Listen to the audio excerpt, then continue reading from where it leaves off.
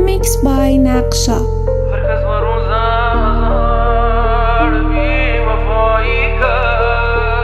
اختصاصی دارک ویدیو. هر کس ورون زار بی وفایی قلب تو تباهی معلق بی فردا. من نشستم پشت عرابه مرگم، شلاقم از جنس آتیش، جاده ها پر از سرب از آهن اسبم، با درد که بی انتها شدیده.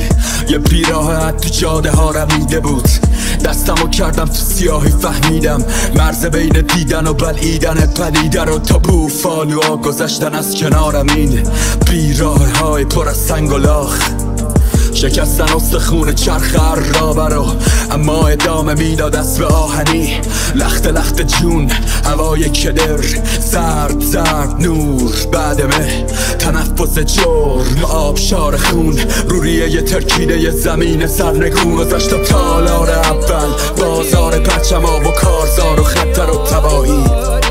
خوک خوک میدرید پوچ و سخون مرده ها، زیر سم اسبم خورد میشد در کنار. قریب بی گردم تنیا کسم و اشاره، جوانیم وانی بسم باختم وی قمار. اینو که علی گفت همین یه وری شد کرد به زمین توف. به ته هرچی میرسیم هست یه دری گفت مادرم ثابت کرده پدری شد.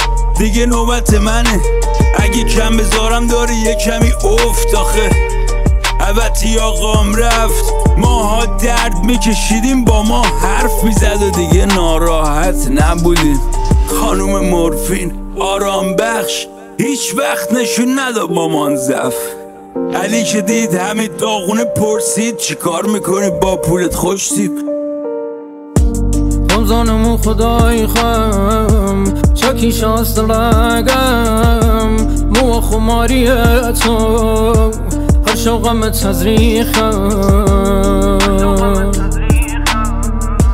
شویل و یاد تو مهی قدم کتام، چویل مبانه خاطراتیش بسام.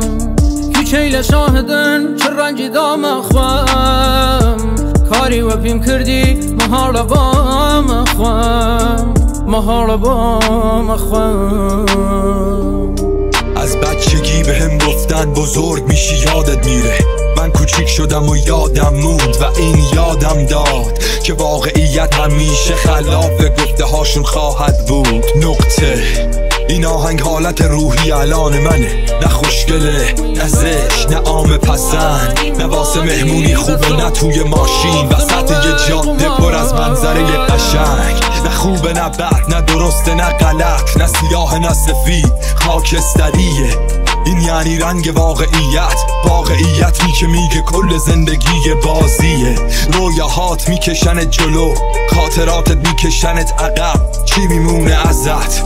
یه چیزی میشی به عمق افکار تو به طول زندگی.